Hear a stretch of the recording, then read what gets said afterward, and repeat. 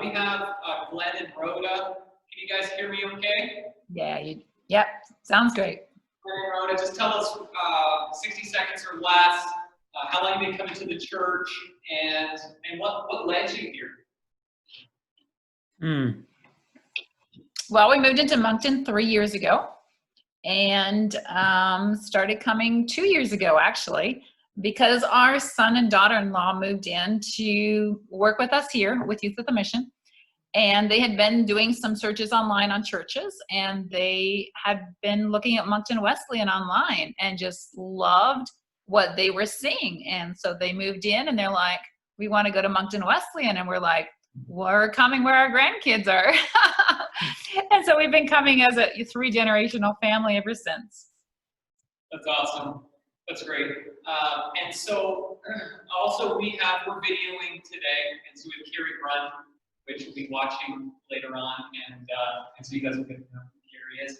So this makes up our small group coach team, and so we're going to dive into a little bit of what that looks like, and there'll be lots of time for you to ask questions, give feedback as we dive into this. But before we do, we're going to pass these around and get you to fill out just a little bit about maybe some of your preferences, because sometimes in meetings we have to provide snacks or beverages, and we want to know a little bit about, whoops, did we all get that? Sorry.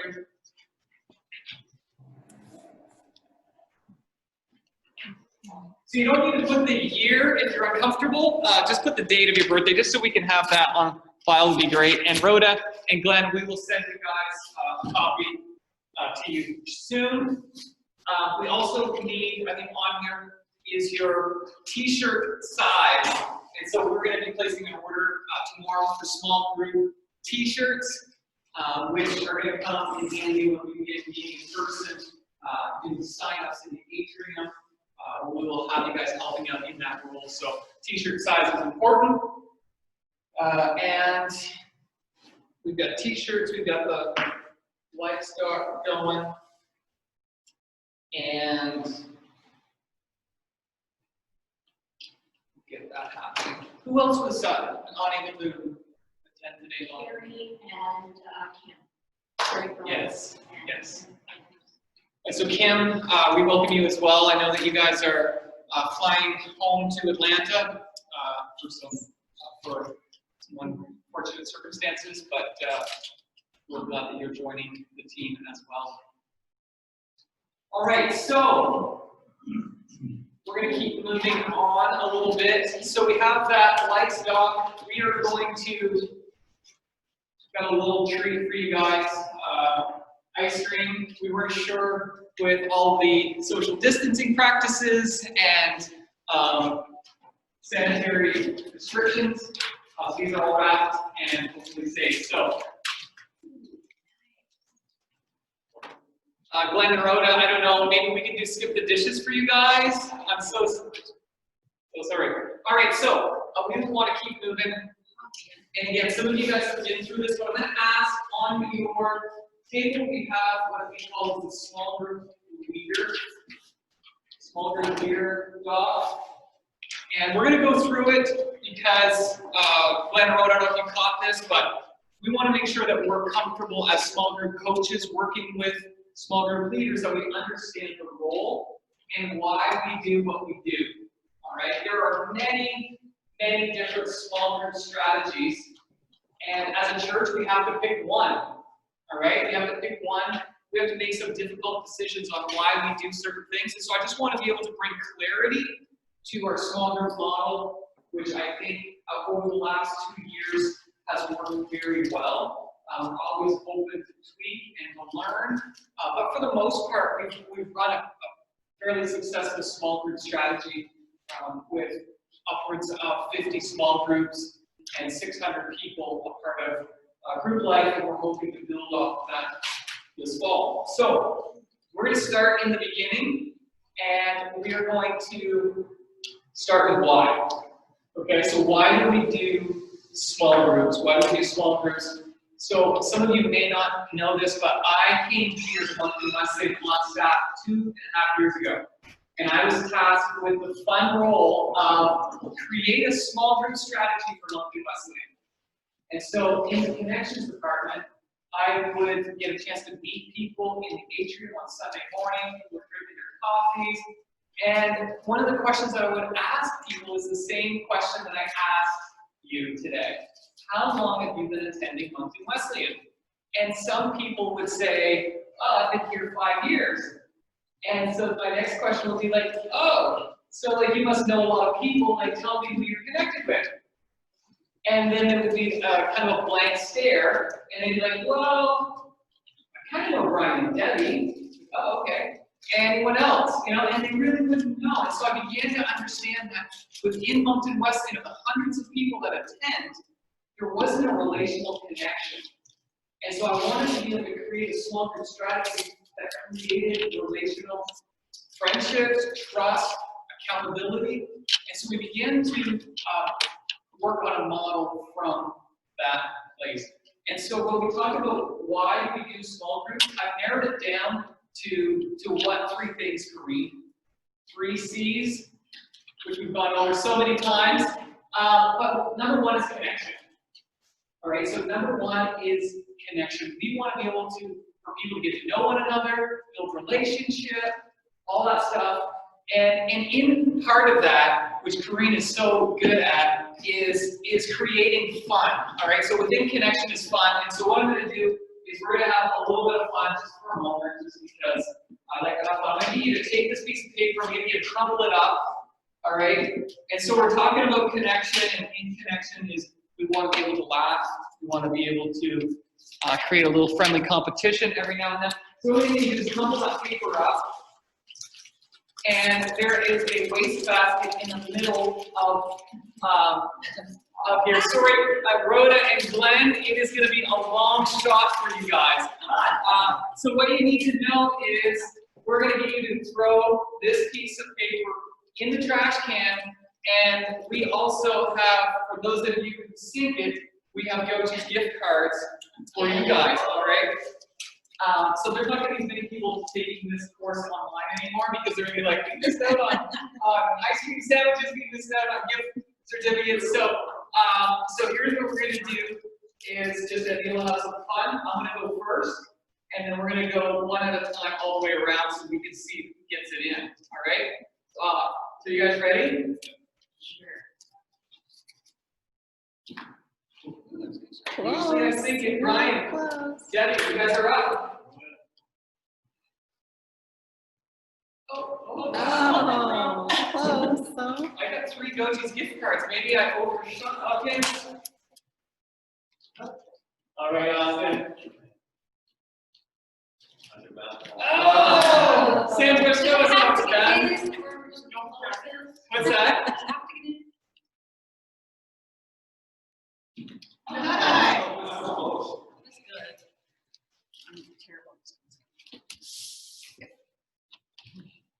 You guys able to see that? There we go. Yeah. Oh my gosh, we have way too many. Glenn and Rhoda, do you guys want to take a shot? It's straight in front of you. I guarantee you'll lose it. So number 1 is connection. We want to be able to have connection. We're going to talk a little bit more about some strategies that Kareen's going to implement in our small group model on how to keep it fun and creative. But the second C in our small group model is care. So why do we do small groups? Number 1 is connection. Number 2 is care. This is where, in a large church, there are so many needs. There are hospital visits, there are crises, there are so many things that happen in our church that as pastors, we are not able to we're not able to get to each and every individual, all right? Nor do I actually think that we should, because I think as a church, that's where we equip, that's where we become the body of Christ. And so that's where small groups really thrive. And I love the stories that come out of small groups caring for one another. Oh my gosh, like I can go on about some of the things that have happened in our small group model that just like made me emotional because I'm just like, they're caring for one another. Like so many stories. And I gotta just share this most recent one, but we started this crazy thing called online small groups about 4 months ago. And so we have an online small group led by Brian and Debbie. We've never done this before. It's on Zoom. We have people from different provinces and even as far as Brazil, all on this small group. And they've obviously never met in person, but one of the couples in this group was going through a really challenging pregnancy. And just a week ago, they lost their baby that only lived for about 45 minutes or so. It's super tragic, very sad. And so they had a funeral here on Saturday. And some members of the small group that have only met online attended the funeral. And it just goes to show you that even though sometimes there's distance and limitations on online, these people showed up at a funeral, met each other in person for the first time. Right? So it's amazing. Amazing. Love that story. And it just deepened the friendship, the relationship. Our meeting tonight on Zoom is going to be totally different because we've actually gone through something like that together. Just beautiful. Just beautiful. And one of the main things was we didn't even say, hi, it's nice to meet you to anyone. It automatically felt like we were family. Interesting. We were automatically family on site. And it was amazing. So good. Like, yeah, and so we're gonna have fun talking about online groups here in a little while, but that's an important component that is new, all right? So we've got connection, we've got care, and we've got community serving. Not to be mistaken with community service. It's not funny, but sometimes people think of community serving as community service, but that's where we're actually serving one another. We're serving in the community, we're serving people in our groups. And again, we could go on and on about the different stories of small groups that have been active in our community, doing some incredible things, serving incredible organizations. So those are the 3 C's. When we talk about why do we do small groups, we do it because we want to build connections. We want to see people caring for one another. And number 3, community serving. All right? So that's the why. How do we define small groups? All right? Small groups are defined by 8 to 12 people that meet together, and we say every other week. All right? So in determining a small group strategy, some small group strategies you meet every week. Right? Some small groups it's like once a month. We go with every other week to give a little bit of flexibility. Now some groups meet more than that, and that's great. But as a guideline, we say meet every other week, serve once every 3 months. All right, it's sort of that benchmark that we strive to hit. Now, how long does a small group last? How long? We're not talking about that night. All right, we're talking about once I sign up for a small group, are we together forever? Are we together for 6 weeks? And again, every small group model is different. I know models that are 6-week small groups. I know models that are together forever. And so we've picked this strategy that seems to have worked. And so we call it try, unify, and multiply. Okay, try, unify, and multiply. So try is 2 months. So that's where so try it. That's where we're going to be heading in the fall as we promote new groups. We say things like everybody needs to be in a group. Try it for 2 months. If you don't like it, you don't have to go back. No pressure, no strings attached. But we think that everybody can try a group 4 times because it's every other week. All right? So what happens is you sign up for a group for 2 months. All right? And then at the end of that 2-month trial period, okay, we ask that people would make a commitment. We think that what you've experienced in the last 2 months, you're going to want to continue on. So the next stage is what we call the unify stage. Okay, the unify stage. And that's 6 months. So that's unify. And so in the unify stage, that's where serves happen. That's where that caring begins to happen. The triad stage is that connection. We get to know one another. The unify stage, that is where, again, that's where relationships begin to happen, spiritual growth, serving in the community. All that happens in the unify stage. And then the last stage is what we call the multiply. This is the fun part, all right? So the multiply stage, we don't recommend that groups stay together forever. We think that a healthy small group model is one that makes room for more people and develops leaders along the way. All right? And so what happens is the group signs up for Try It, they're together, they join this unify stage. Or in the unify stage, the small group leader is looking for somebody who can potentially lead their own group in the next season. If that makes sense. All right? And so how it looks like on the calendar is we have the fall sign up, the unify stage runs through winter and spring, and then the multiply stage is the summer. So that's where some social events happen, barbecues, those types of things. And then we begin to have conversations around what does our group look like in the fall? And so some groups are saying, we're just really getting to know one another. We want to stay together. All right? And so our response to that is, you guys can stay together, I get it. It takes a while to get to know one another, you've got some things going. So we say, stay together for 12 more months, one more cycle. But our goal in that next 12 months is that you guys are ready to multiply at the end of that. And so we begin having conversations with them. Austin, have you talked to your group about multiplying? No, I haven't brought it up yet. All right, well, we need to figure out how you can start having that conversation. And then I asked them in a month, yeah, we talked about it, no one wants to multiply. Oh, I get that, no one is going to want to multiply. I need you to just cast the vision and say things like, we have so many people that need to be in groups, we need to make room for others, and begin nudging people in your group and say, would you consider leaving the group in a few months and having those conversations? And so, the longest cycle we would like groups to be together is about 2 years, all right? And we're continually casting the vision for multiplication. We think it's healthy for two reasons. One, again, it develops leaders, and then secondly, it makes room for others. So that's how long, when people are like, well, what am I signing up for? That's what it is. But I don't tell them a whole lot about this, and I don't even say a whole lot about this.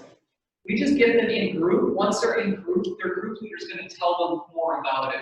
All right? So we just say, sign up for a group, try it for 2 months, but we think the unify stage of 6 months is where you really grow, connect, and serve. And so it's the try, unify, multiply. So that's how long the model lasts. Or any questions on that? Trying to go like super fast, but pretty straightforward. Okay? So we're going to skip what's next for those that get in small group kickoff.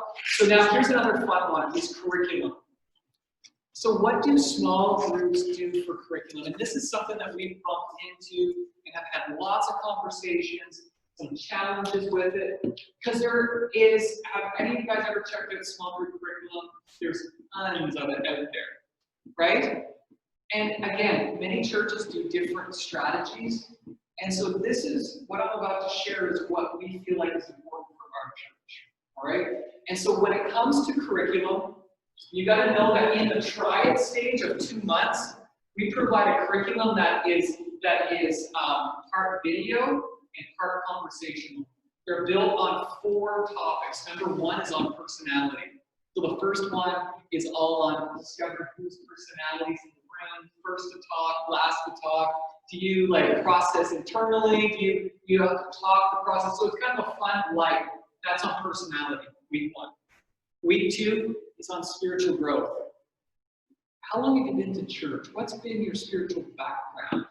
And their questions that spark. So now we know the personality. Now we know their spiritual, where they're at spiritually. And here's where it happens is on week 3 is tell us your story. Tell us your story. And that's the night where those in the group begin to share a little bit about where they came from, what they're going through. And that's where we begin to realize in the circle that we have a whole lot more in common than we thought we did. And there's people that we could be related to or common friendships. It's fascinating some of the things that happen, but that's in week 3 and tells your story. Week 4, again, we're still in the Try It series. Week 4 is on ownership. Are you ready to make this group a priority? I know we're all busy. I know we have a lot of things going on, but we think that small group adds value, and we're going to commit to it as a small group leader. We would encourage each one of you to take this seriously. And so how it kind of goes, we direct you in the guide. We don't want to ask people to raise their hand. Be like, all right, tell us if you're not coming back, right? We don't like to do that. But we just put things out there and say, listen, we hope that you guys have enjoyed your time. But if for any reason you don't feel comfortable, you're not able to, just shoot us a text and email. Let us know the next few days, because here's where we're planning to go from here. And so you roll what that looks like, and then people have the choice. But we've found, again, I'm going to make up the statistic, but like not many people have left the Try It stage. Would you say, Bonnie? Not many. So then they join on to the Unify stage. All right. So curriculum. So that's the Try It stage. After the Try It stage, we create a curriculum based off of every sermon. Every message, every Sunday, we create what we call as the infamous small group discussion guide. So much work. So much work. Every week we put this guide together. And I've wrestled with, why is this important? To build the guide, we get Joel's manuscript at Thursday around 3 o'clock. And so from Thursday at 3 until Sunday at 10 a.m., all right, the weekend is in there, but that's where we have to create a guide, which may not sound like a whole lot of work, but it's about 3 hours work. All right, and when you try to create a guide every week and maintain creativity, it's a ton of work. But here's why we think it's important. I don't know about you, but if I was to ask you, what do you remember from last Sunday's message? Right? Jeremy's message was phenomenal. So just like rattle that off to me. Tell me the 3 points. Tell me the stories. We would be like, remember the TV. Talk about his kids a lot. They're a lot, right? And then what is that desire for all things new? God, give me eyes to see as you see. You know, we remember a few things, but our retention is like 6%, 7%. But what happens is in groups, when we begin to talk about it, and you share what you've got, and you share something, and you share, our retention rate from the message goes way up. All right, I think that's another statistic. To maybe 12%, I don't know, but it definitely goes up. And so we put priority on these guides because we think that they're valuable just in aligning kind of what the church is talking about. We can strategically put different spiritual disciplines in there. And so the small group discussion guide is what we offer in this section here in the Unify stage. Okay, just hold that thought now. And everybody's open that anyways. You're doing a great job, guys. So we're going to interrupt and then we're going to leave. Okay. Just listening to you. This is good. This is justice because Pat was one of my students. I just like your right? Yeah. Who was playing basketball? This was not basketball, but Since since you brought this up, we're going to give you an opportunity. Okay, so nobody got it in the basket. All right, so if you get it in, you get a $5 gift card. And you have to sit and listen to the whole thing. You have to sit. Slow down. Slow down. He's one of our new teachers first. He's a specialist. NBA. So no pressure, really.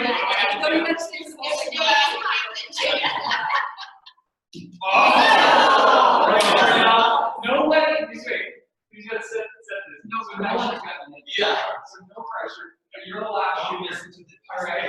It's a tie game. Just All lay right. back here and watch Tie it. game. We're gonna go to overtime if you don't sing this. It's in. Oh! So Okay, so you give us about 45 more seconds and we'll leave. okay. So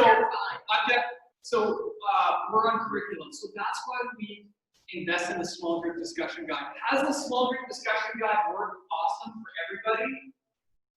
No. Truthfully, it hasn't. And we've struggled to add good conversation.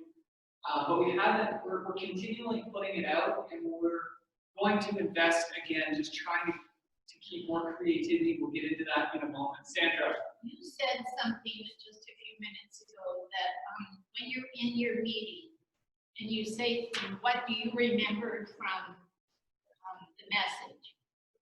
And each person can have a different, they have a different thought and remember something, and it makes conversation. The guide isn't like that. The guide that you give us guides us to exactly what we're talking about.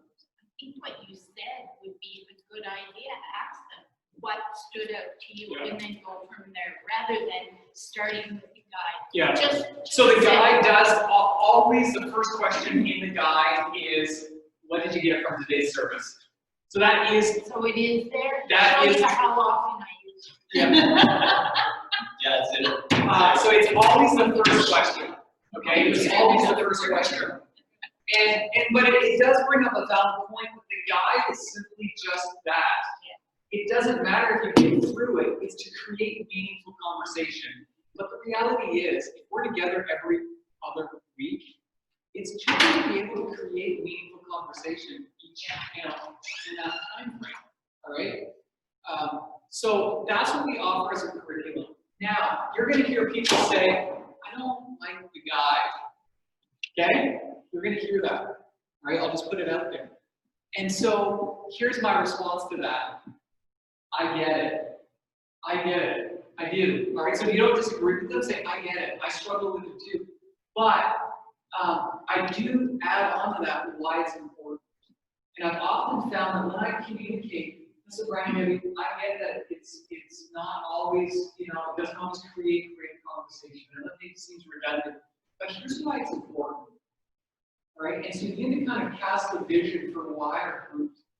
We have 600 people in our small groups. And think about that many people just discussing the conversations on Sunday's message. And our pastors, they pour a lot of time and energy into this because they see value in creating these conversations. Now, we're going to help you figure that out. We're going to give you some other resource ideas. But here's what we would encourage. We would encourage that you at least open the guide up every time, even if you start with that one question that Sandra asked. All right? So instead of completely disregarding it and say, okay, we're going to get you another resource, I always want to bring it back to here's why we do it, and then at least open it each week. All right?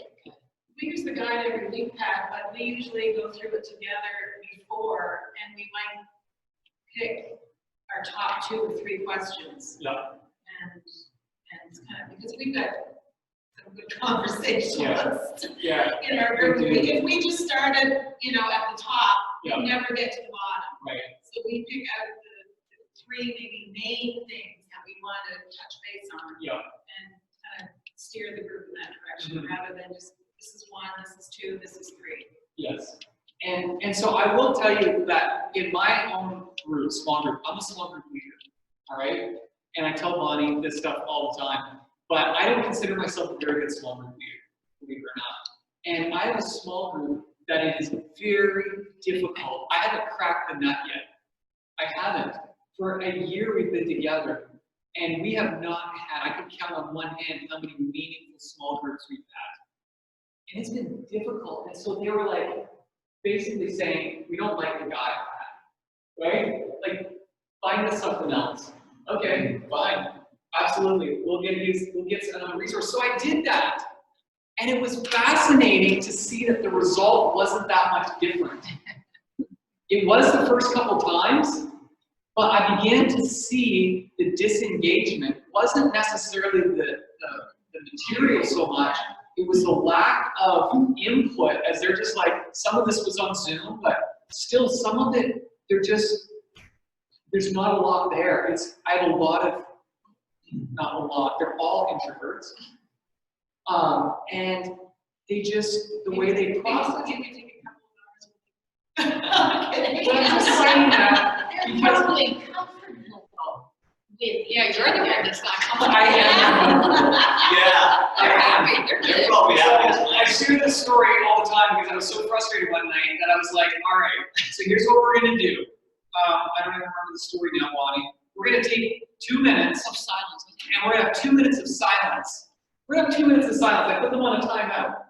I'm like, we're gonna have 2 minutes of silence, and then I want you to tell me what you got from that question.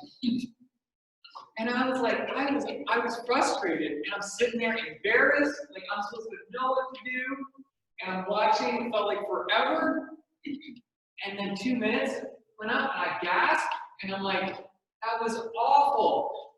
And they're like, that was great. Yeah. And then they were able to give some conversation around it, and I'm like, I'm thinking, I didn't say this, but I'm thinking. And so I just share that story to say, you're going to get pushback on God. All I want to encourage you is defend it, all right? And you can agree with them. I agree with them, say, yeah, I write the thing sometimes, and it's not that great. But here's why it's important, all right? And so it's important enough that we want to keep working on it, and I believe that Corinne's going to have some creative ideas and things that we can do intentionally to keep it, change it up, all right? Does that make sense? Any questions on the guide? We took a long time there. All right? The guide's mandatory, right? Like we encourage all of the leaders. Like I just want to make sure that I've got that. I don't use the word mandatory. It's encouraged. Yeah. All right? It's encouraged. And so when people say, listen, I get it, Pat, I'm not using it. Then I say, all right, so what are you looking for? And so I try to help give them some other suggestions. Okay? And then I say, but open the guide. Don't go too long with it, at least opening it. All right? So that's conversations around that. So you're going to probably contact me sometimes and be like, listen, this group here, they want some resource ideas. And so we'll dialogue on that. We'll share, what we have and try to see how that goes. That makes sense? I need to just quickly, all of that is right. But there are people who will feel and have said, I'm really not part of the small group because groups because we don't follow the guides, and I don't think that we should be happy with that. And so we're really not part of the small group, even though they are a small group. Even if they say that, you can encourage them that yes, they are, because I actually have seen one group who didn't want to have anything to do with any of this. They were their own group, and now they're talking about multiplying. You're absolutely right. It'll happen, but you need to encourage them. They won't do it on their own. They won't think those things. They think they're an entity unto themselves. Their little group. They've been doing it forever, and it works. Yeah. And it was working, Yeah. and it is. So don't give up when they say things like that. 100%. So that's curriculum. Let's go real quick through what is the process for connecting people to small groups? How do people connect to small groups? All right. So we're on page 4. So we have an online registration, mw.church/group, and that's where people register for a small group, right? And in the fall is when we launch our groups, usually in late September. So people sign up until then, okay? And then we do a cutoff, and then we place people into groups, all right? And then groups officially kick off. So what that looks like, and it's going to look a little bit different this year, is we have registration, people sign up for groups. Within that registration, okay, and this is important to know, people choose what night of the week works best for them. They choose what type of group they want to be in. What types of groups do we have? We have men's groups. Do we have this in here, Bonnie? I believe we do, yeah. It's on the next page, what types of groups. So we have men's groups, women's, couples, and mixed groups, and young adult groups. So they choose what type of group and what night of the week works best for them. what happens is that gets submitted into us, and we have the delightful privilege, which is very difficult, of taking hundreds of registration forms and placing them in groups. So we take the small group leaders that Connie says, I want to lead a couples group on Tuesday nights. So I take the registration forms for the people who sign up for a couples group and want to be on Tuesday night, and then I look at the address and they're kind of maybe in the area.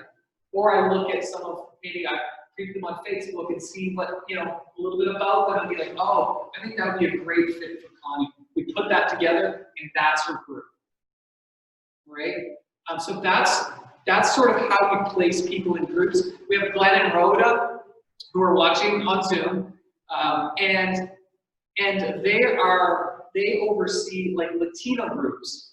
And so it's a little bit different, but Latino groups, we have people, Spanish, Mexican people that come to our church. We typically steer them in that direction. Not always, but we would put them with them, okay? So that's sort of how the process works for people signing up for groups. Does that make sense? Okay, registration, we place them in a group, and just another note is once we place everyone in a group, we have this event, which we will not have this year, called Small Group Kickoff. That's when everybody that signed up for a group comes to meet. It's kind of like a date, like a blind date. All right, you're going to meet your group leader, and you go to meet the rest of the people that are in your group. And so we've had hundreds of people in the atrium for Small Group Kickoff. They arrive, they meet the people in their group, they meet their group leader. You leave that night knowing who's in your group, when you're meeting, and where you're meeting. All right? That event is designed to fix any little issues that we may have oversights in the registration process. So maybe they get in their group and they're like, oh, I live in Memramcook, and you place me in a group in Montreal, or whatever, like, oh, my bad, and we rearrange it, and they leave that night in a different group. Or maybe their shift changed, and now they work nights. When they signed up, they were working days. So it allows us to juggle that out. But this is the greatest feeling, is after Small Group Kickoff, once I walk the door at the end of the night's over, I'm like, small groups are officially kicked off, and everyone is in a group. And Bonnie and I do like a celebration dance because it is a phenomenal feeling once that happens and everyone is in a group and group leaders kind of own those people in groups. All right, so that's Small Group Kickoff. Then groups begin the journey. All right, so that's the sign-up process. That's the registration process. Any questions? What is Small Group Kickoff? I just sort of explained that. I just have a couple more things that I want to go through that are important with our, what kinds of groups are available. We talked about that. How do groups serve in the community? All right, on page 5, how do groups serve in the community? Glenn and Rhoda, you guys are so attentive. I appreciate that. Love it. How do groups serve in the community?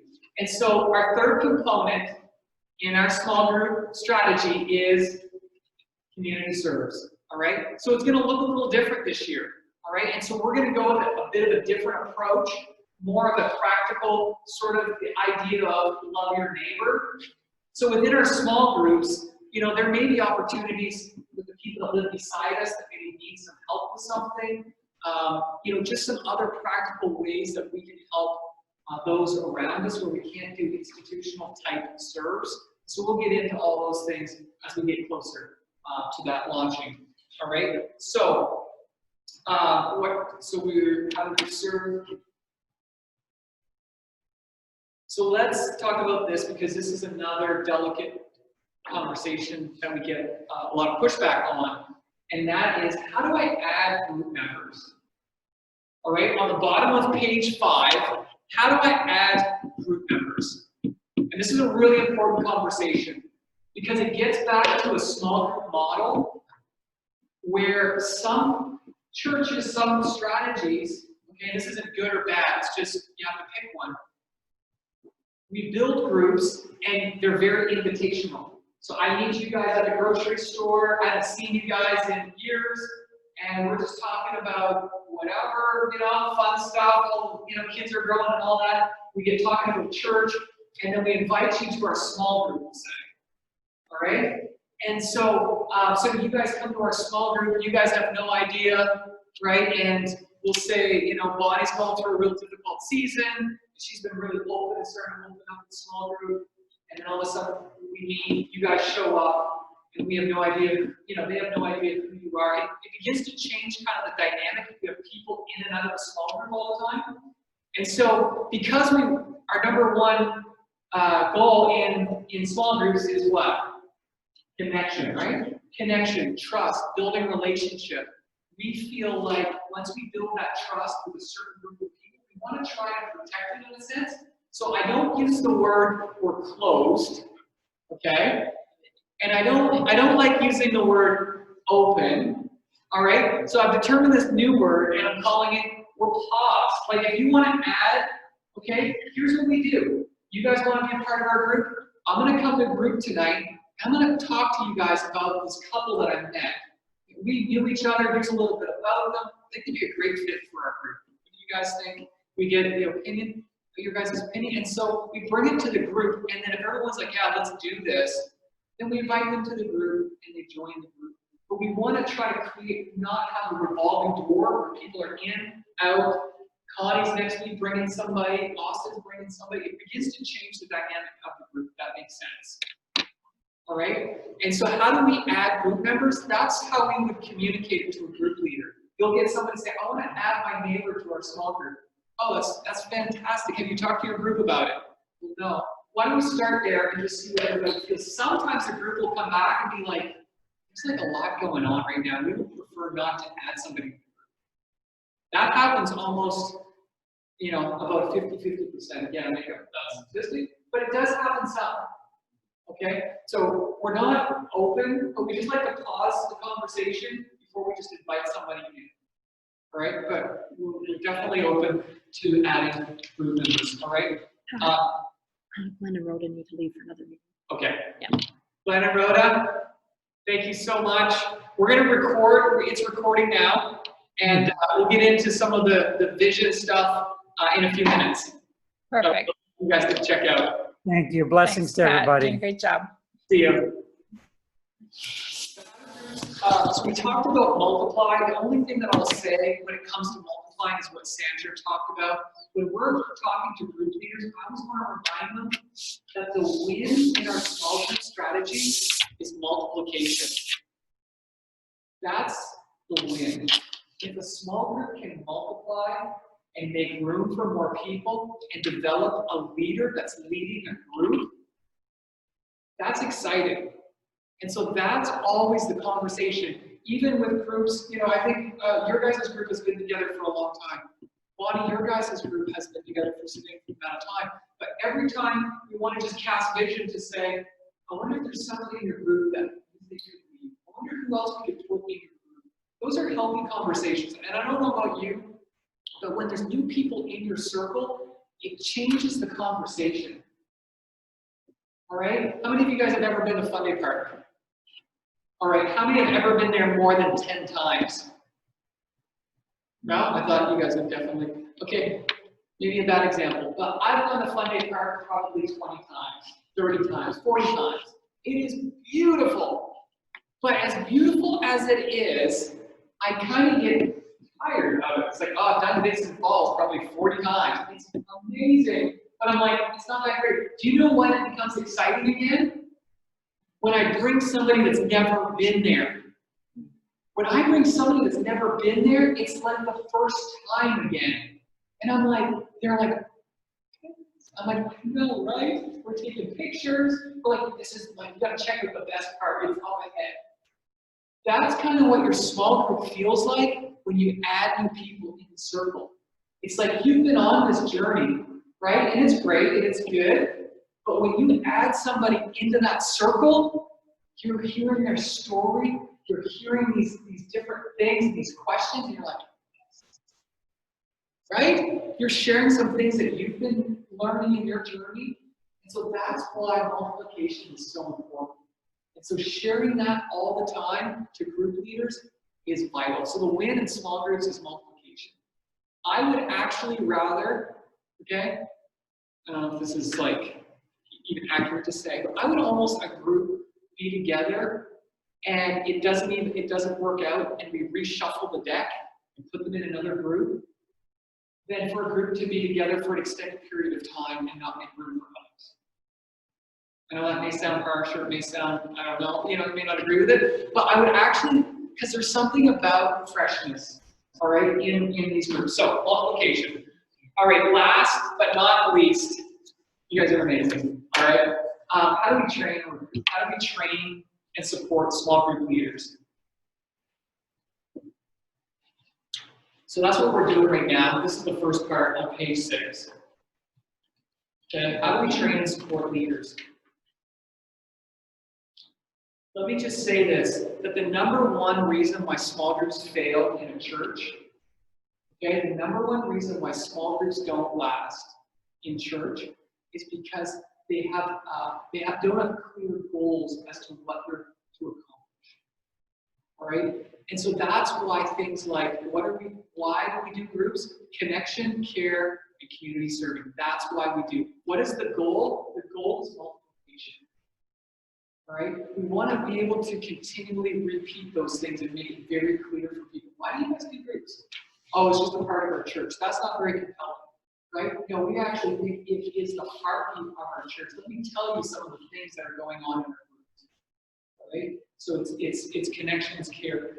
Lack of leadership. And here's the third reason why groups fail is because poor coaching structures. Right? Think about this. I don't know how long you guys have been leading a group, but like I said, I've been leading a group. I felt discouraged. I felt like it doesn't matter. More often than not, I felt like I don't want to lead. And so when you have a coaching structure that's in place that they're checking in on and saying, hey, tell me how that's going. And you're able to say, you know what, I think I'm ready to quit. Like, this is not working. Oh, really? Tell me why. Oh, because no one's showing up. And then you need to have that conversation with somebody and they say, I actually, gotta be honest, I have the same issue. Like, oh, really? Like, I thought your group was amazing. Well, no, I haven't, and so that coaching role just helps encourage, and that coach helps give some tips, and then follows up in a couple weeks to try that. How did that work? Good coaching structure is what creates a healthy small group strategy, all right?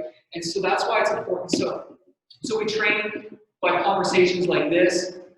We assign small groups with a coach, okay? And then we do this fun thing, I don't know if we'll be able to do, but this is right when COVID hit. We had our small group clinic that we were going to do. This is amazing. This is when we bring all of our small group leaders together. We feed them breakfast, bacon, and eggs, and we teach on certain different parts to the small group.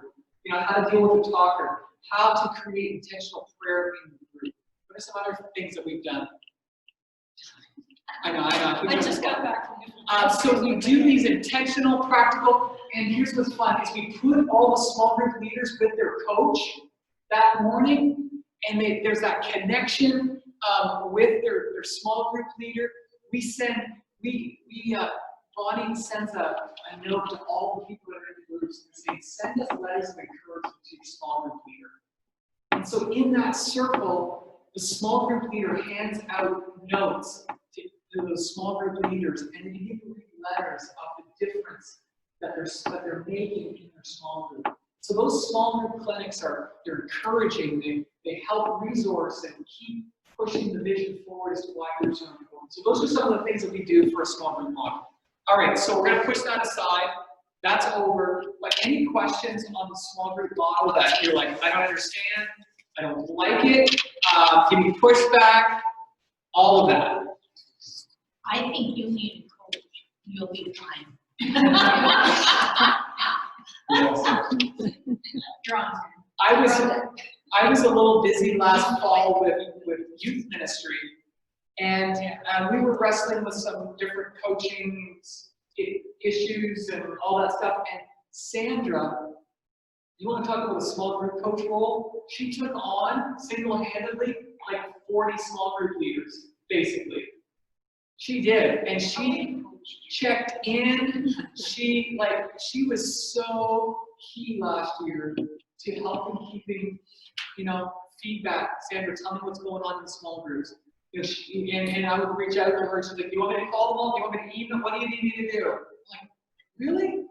And so she was king. So this year, maybe better words, she's queen.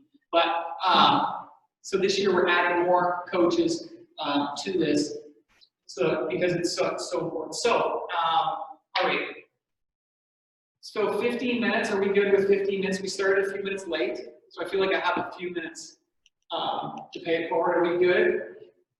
15. All right. So I want to talk a little bit about the vision moving forward. What are some things that are new? So we covered the small group model,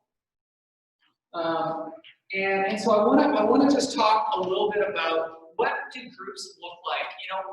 As I mentioned before, we're in an exciting time like never before. Where if you've been in church, you've heard people say things like, "It's time that the church moves outside of their walls." Have you ever heard that? Right? Heard it a lot. Well, I think that we've been forced to move outside of the building. I think it's fair to say. And so as church leaders, we need to be creative and find out how can we do ministry differently. And so I think this is exciting. All right, I really, really, really do. Because it's forcing us to do online small groups. It's forcing us to do online youth ministry, where we see God do incredible things that we wouldn't have done without it. Right? And so I'm excited about the opportunities that we have this fall. And so I want to read the scripture found in Acts 2, 42 to 47. And I just want to share this with you because I want it to help shape what I think this fall and these next seasons of ministry will be. All right? So Acts 2, verse 42. It says, "And they steadfastly devoted themselves consistently to instruction and fellowship of the apostles, to the breaking of bread," which is communion, "and to prayers." And a sense of, okay, so you get this picture of fellowship that's happening, people praying together, breaking bread, all right? The verse before talks about 3,000 people were added. New believers were added, and then this sense of community came in. Okay, they met together, they broke bread, they prayed together, they played silly games, they did all that stuff. All right. Then this is what's interesting: is they devoted themselves to instruction, and a sense of awe came upon every soul, and many signs and wonders were performed through the apostles and special messengers. I feel like it's our small group leaders. That's us as Christians, right? God equips us. And all who believed were united. And they had everything in common. Kind of fascinating, right? What begins to happen when we come together. There's a little bit of a challenge here on this one. On verse 45 it says, "And they sold their possessions."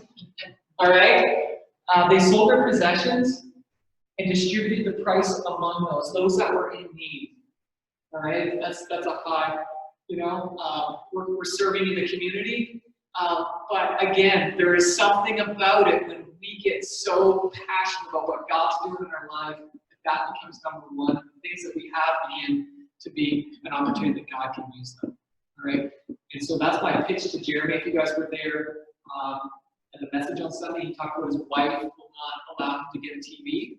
So my pitch to Jeremy is we're going to go live on Facebook and talk about his message today, and it didn't work out, but I was going to let him know that the key to getting a new TV is for him to become a small group leader.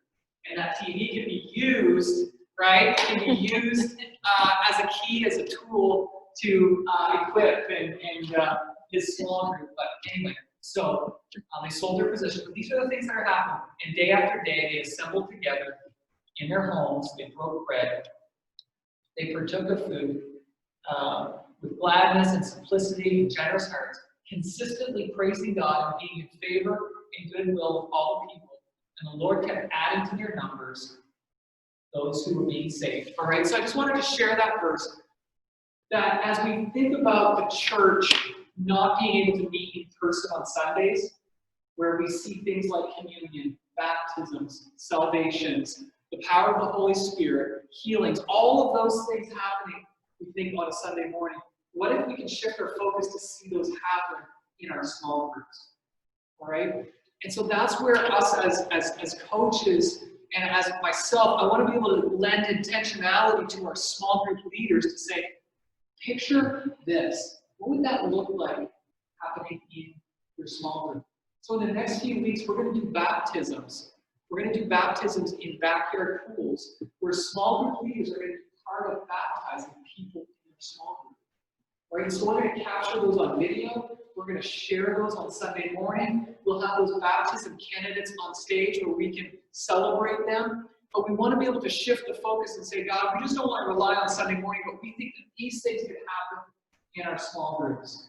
As we cast vision and hopefully equip and train small group leaders to have faith and expectation that God can use them. Amen. All right? And that's where the real challenge is, to be honest, is a lot of us don't think that God can use us. And so as coaches, we need to be able to encourage people in your groups that God can use you. He can use any member in your group. All right? And so this picture of what's happening in Acts chapter 2 needs to become a bit of a picture as to what we can see happen. And so we want to encourage things. And we'll be intentional again back in the guide with encouraging groups to do communion together and why that's important. We want to encourage groups to pray for healing, pray for financial breakthroughs. Again, we want to see people encouraged to do baptisms and those sort of things that kind of take a little bit of the next level of what happens in our small groups. But I do know this, none of it will happen if we don't put the vision out in front of them. All right? If we don't hold people accountable and say, Corinne, you talked to me that you wanted to see God move in your small group when it comes to prayer. Remember we talked about that 2 weeks ago? And I gave you a few things to try in your group. Did you do that? Right? And she's gonna be like, oh, I felt so uncomfortable with that. Like I really, really did. And so then we're gonna just have the conversation saying, I know how uncomfortable that is, but I know that you can do it. So we're gonna try it again. Right? So that coaching, that's how that coaching needs to be trying to push. And so we're gonna meet with our 5 group leaders, okay, in the fall, and we're gonna have conversations prior to that. And what do you want to see happen in your group? And that's when we'll give that information. We'll keep that so the next conversation we can kind of check up on that kind of accountability. Does that make sense? So that's sort of what that coaching role will look like in helping not just encourage, but help the accountability side of groups. All right. And so, what's new? What's new as we wrap this up? And so I just kind of have this on this agenda that I gave you guys. You guys have this sheet. I kid you guys, so much paper. So this agenda, what's new? So this coaching and accountability will provide you guys with some questions as we match you guys up with some small group leaders, and we'll help you guys navigate those conversations, all that. We want to look to better support and resource small group leaders this year, right? And so we'll have more conversations, and that's where I talk about if group leaders want ideas on small group, discussions. We'll be able to provide that with you. We provide throughout the year, some teaching on how to deal with a talker in your group. Again, how to create intentional prayer. We put that in the app for you guys to be able to share with your small group leaders. When they say, help me with this, did you go to the app? We put that there. Check that out. So we help them with those resources, and we want to be more intentional, even more so with that. And Corinne's going to come in with some cool themes and prize ideas this year for small groups. And so maybe in October, I'm just making this stuff up, but maybe we'll have plaid month. And so we're going to encourage small groups to, when you meet in October, wear plaid, take a picture, post it on social. We're going to pick one group. We're going to send them a pizza party for whoever we'll put names in a hat. You know what I mean? So we'll maybe have plaid month, or maybe we'll have pajama, I don't know, whatever, right? But some creative ideas. We don't want these creative ideas to create a competition where one group is gonna be like, oh, we don't stand a chance of winning, you know what I mean? We want it to be done in a way that everybody feels like, oh, you know, we want it to be encouraging in a sense. So she'll come up with some creative wins on that. Just some different things that we can keep small groups excited, right? What else do we have? Okay, so we've got this calendar that we need to hit today, and then online small groups. We won't spend time up there other than we're going to add online small group options. All right, so not only can people sign up for in-person groups, but we'll have online small groups. And so I've got to find some online small group leaders. And hopefully we'll get to the Church Center app. So, real quick, last order of business. You guys are so good, by the way. Thanks for keeping your attention. So this calendar, I would like us to look it over real quick because these are some important dates.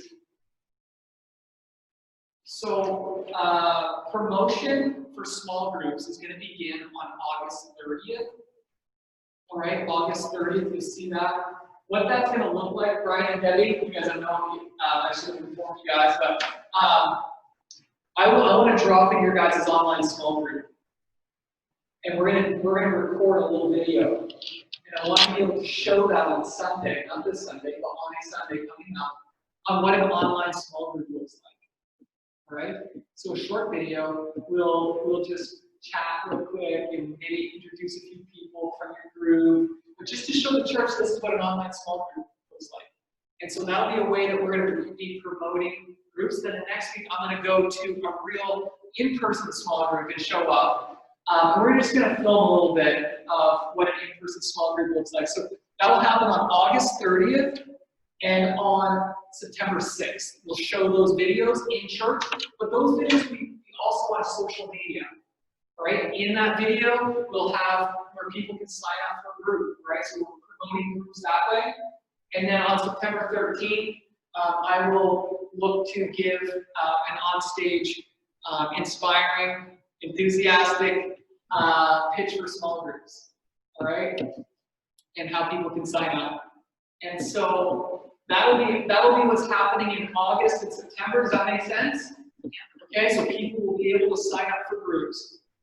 And I'll come back to this one, but on September 20th is in-person, and on 27th, in-person sign-up. So if you are here planning to be in church, that's where your blue t-shirt, we're going to have a tent set up outside where people can come and find out more about groups. That's where they can sign up in person. A lot of people sign up online, but this will be an in-person opportunity where people show up at the tent and be like, thinking about a small group, can you tell me more about that? And you can tell me more about it. Oh, I know in and out. What do you want to know? I want to know what type of groups we have. We have this group, we have, you'll tell them the groups, days of the week, get them signed up, little iPads, all that will be great. So that's in-person registration. Okay, on the 20th and 27th, all right? And then Corinne and everybody that's here, we're gonna have this thing called Small Group Sunday, which we've never done before. That's on October 4th, right at the bottom. And I have no ideas on what that looks like, but we want to be able to identify, highlight, celebrate. That's kind of the official kickoff of groups. All right? So I look forward to hearing what we come up with. So that's October 4th. Now, Does that mean that the week of October 4th is the official first week of the small group? yeah, it could be. It could be. Yes, it could be. Yeah. Yeah, that's, we just want to kind of like a starting line, where it's like, okay, some groups maybe started meeting before that, but we just want an official date, to start. Starting line, shotgun start, all that stuff is October 4th. Are you speaking that day? You're preaching that day? I don't know. That's a good question. I could. I've been reluctant to speak in the month of September and early October just because there's a lot to get this going. And so I'd rather focus my time and energy to try to get a successful launch than a successful message. And I will speak later in October. So that's where that's at. Unless you did an interview. Yeah. So many ideas, and I would love to do that. Possibilities. So we're looking to have the Pastor B actually speak on the 27th, something with some punch. And then actually in October, we start a new series that we haven't titled yet, but it's going to be all on spiritual disciplines. So why is that important? Because we feel like that will go very well with groups as they begin this journey of spiritual disciplines, and that will allow our small group guides to be very practical and intentional right off the bat. All right? So that's where we're moving in October.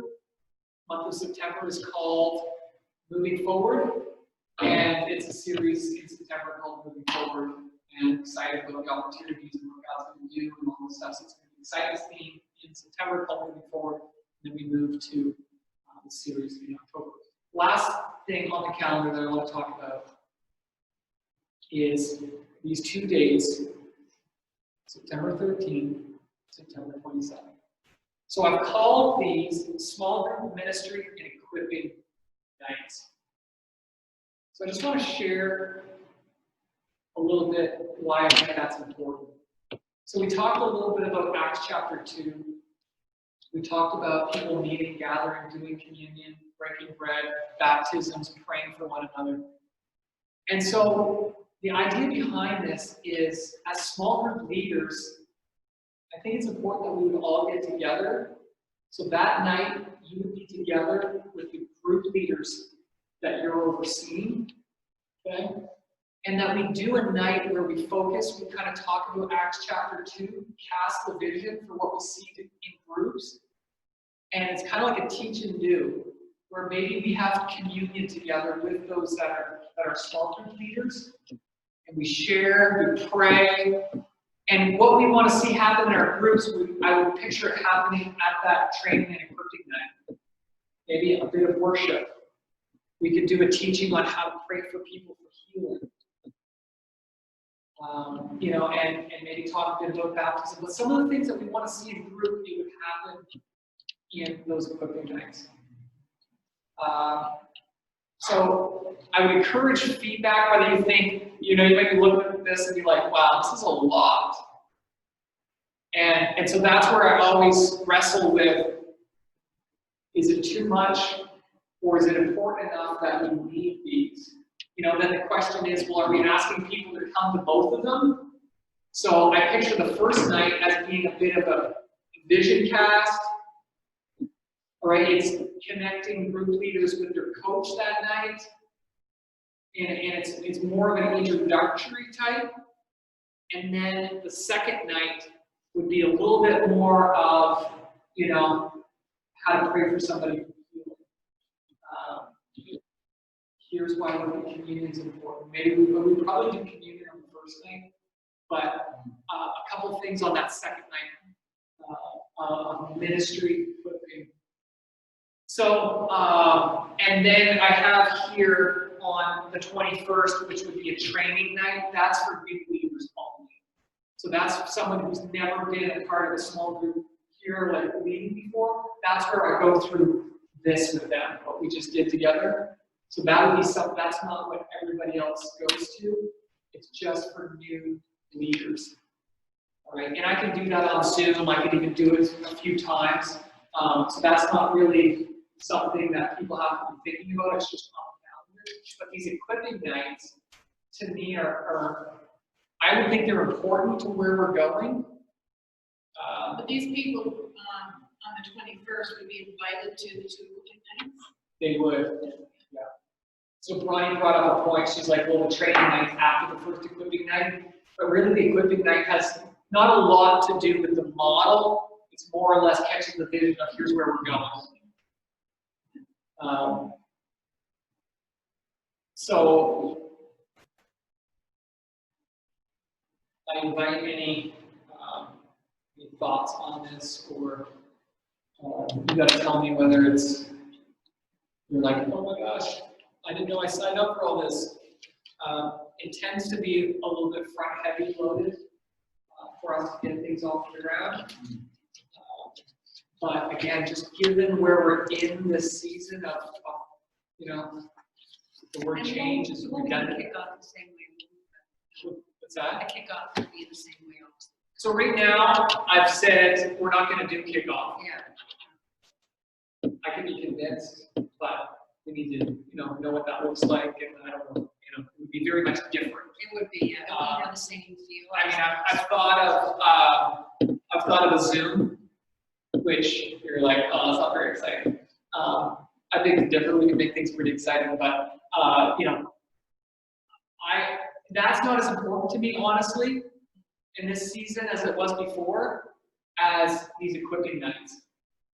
So, Carrie and Kim, I just want to acknowledge you guys as you guys are going to be watching this video. Appreciate you guys being a part of this. But yeah, so any thoughts, feedback?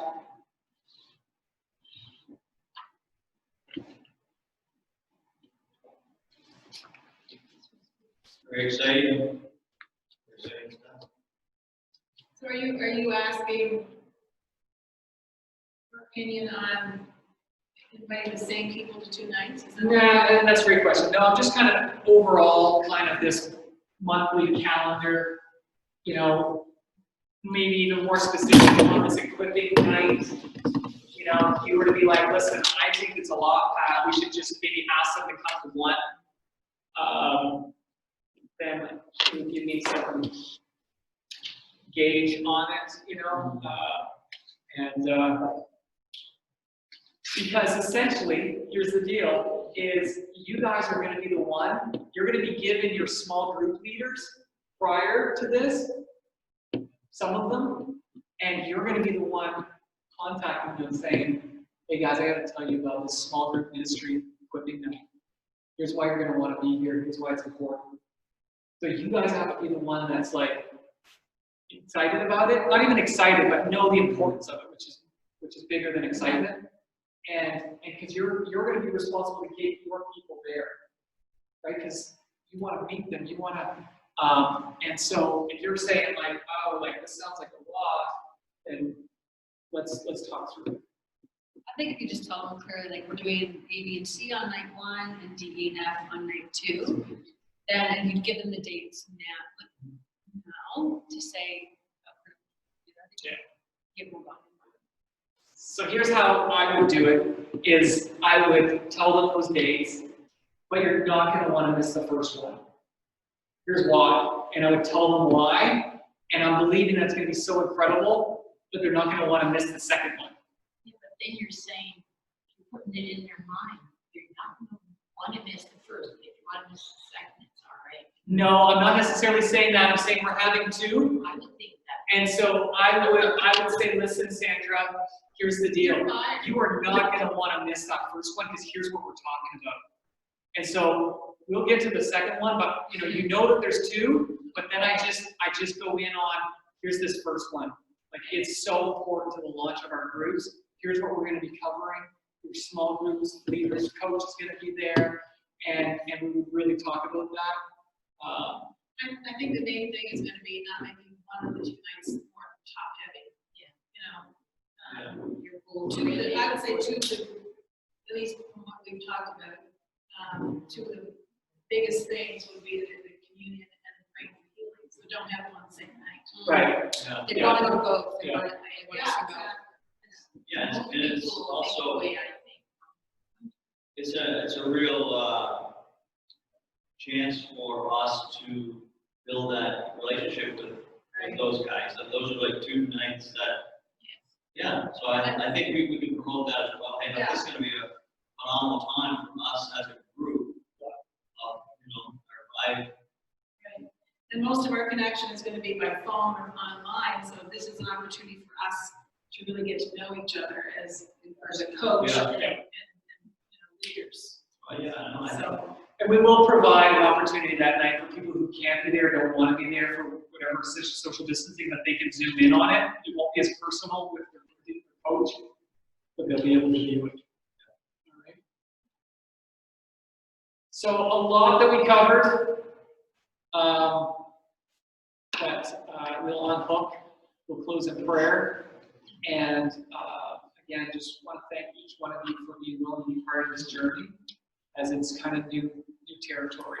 So, year one, we had 4 small group coaches. Year 2, 4 or 5. Year 2, we were a whole lot less.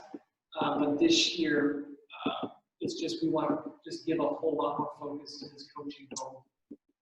So just know that it's important. It really, really, truly is. First kickoff, didn't we have over 300 people show up that very first time? And we tried to cram them all in to 400. Yeah, that's crazy.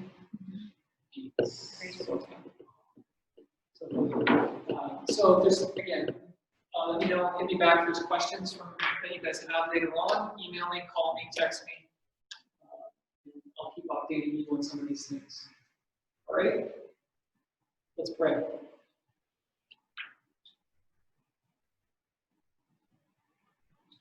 God, we just want to stop for a moment in our day and in our thoughts and the different things that we're going through, just to acknowledge you.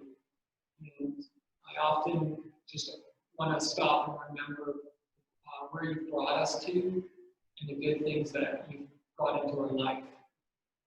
And often we can tend to focus on what we don't have right now in the present. But God, you've done amazing things. Psalms talks about restoring the joy of our salvation. And I just pray that as small group coaches and leaders, that there's just a passion, not for a program, but just for the presence of God, and that's just in us and comes through us as we have conversations. That we bring encouragement, we bring peace, we give instruction, we give vision from the Holy Spirit's strength that is in us. And so there may be people that are thinking, well, I don't feel equipped, I don't feel like I can do this role. The reality is I can't do this role. But we lean on the callings and giftings that are in each one of us. And we just believe that, God, you can do something special as we come together with a clear vision and clear focus, and combine that with the gifts, talents, and personalities that you've placed in each one of us. And thank you for this opportunity that we have to influence literally hundreds of people in our church. God, this is an important role, this whole small group ministry. It's so vital to where we are as a church, to the future of the church. I think this is the beginning of a new season in the way churches will do ministry and lead people to Jesus. So as small group coaches, give us ideas, give us dreams, give us pictures of what your church looks like in year 2020. Because I believe it is a clear marker that we will always look back on and say, it changed there. And moving forward, this is what it looked like. And I believe we're on the cutting edge of ministry. And so it's exciting. And so we just ask Holy Spirit that you lead, guide, direct, and speak to us in a way that we can understand. In Jesus' name we pray. Everybody said? Amen. Amen. Thank you guys, girls, for your time. And we'll be in touch in the days to come.